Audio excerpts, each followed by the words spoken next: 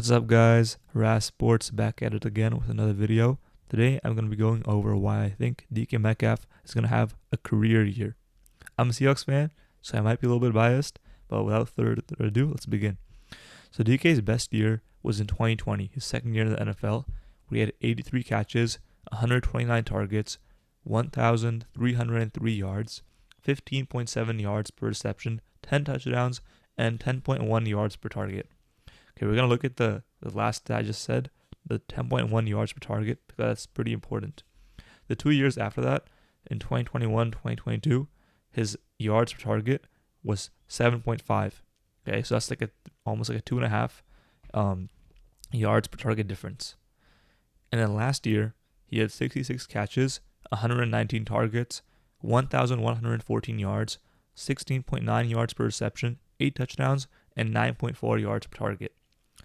So when you look at the yards per target, right, you can see that when he, like, his best year since the career year was when he had a higher yards per target, which is basically when he's getting more, air yards and more deeper balls thrown his way, right?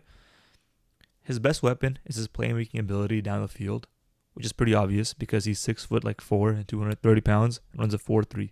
Okay, so that's pretty obvious, and he gets a lot of touchdowns because he's a massive, human being. Obviously, DK can do a lot more than that, but the Seahawks really need to utilize this ability that they have more. So now, why I think it's going to improve is because the Seahawks, the new offensive coordinator, Ryan Grubb, is going to help unlock DK this year because the Utah ran an air raid offense this past year, right? Pretty sure you guys all know about that. They had immense success. They went all the way to the Natty, but they lost against Michigan. Basically, their top 3 receivers, who are all in the NFL now, Rome Odunze, Jalen Polk, and Jalen McMillan, were like the catalysts for that success that happened, right? DK fits the Rome Odunze role, which is like the prime X receiver role, right? Rome Odunze had 92 catches, 1,640 yards, 17.8 yards per catch, and 13 touchdowns in this past year under Ryan Grubb's offense, right? Basically, 17.8 yards per catch, right? And he also had a lot of deep balls thrown his way. Means he's like a deep threat playmaker, right? That's what DK Metcalf is too.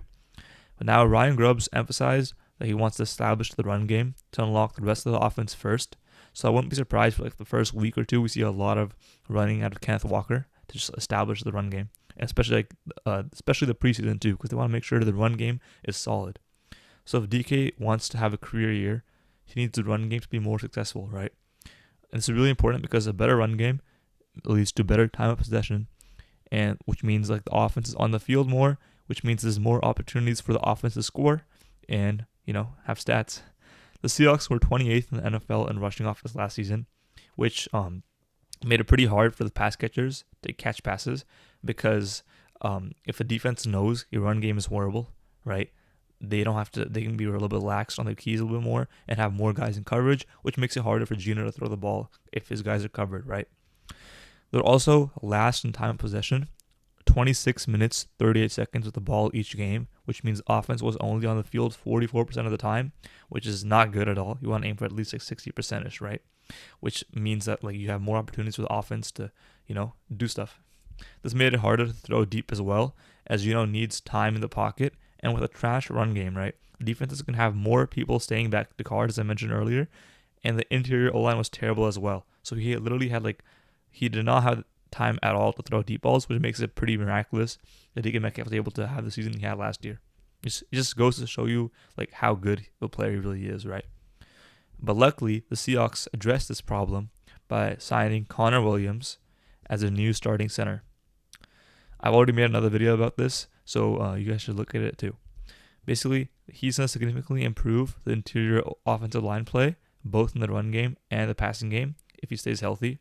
And this basically allows for more opportunity for deep ball plays because Geno Smith will have more time to throw the ball. And deep ball plays, or DK Metcalf plays, hopefully. Tyler Lockett is also had a lot of these type of plays, but, he's getting older. And JSN primarily seems like he's going to be the slot guy, right? And so these plays should be dialed up for DK, and, he'll have more success because, as we mentioned earlier, the year where he had his career year in 2020, he had 10.1 yards per target. So if he has more deeper balls thrown his way, combined with all the quick screens and hitches that he runs too, he'll have a career year. Yeah, so that's basically why I think he's gonna do great this year. Hopefully he does, and hopefully the Seahawks make the playoffs as well. But yeah, hope you guys have a great day.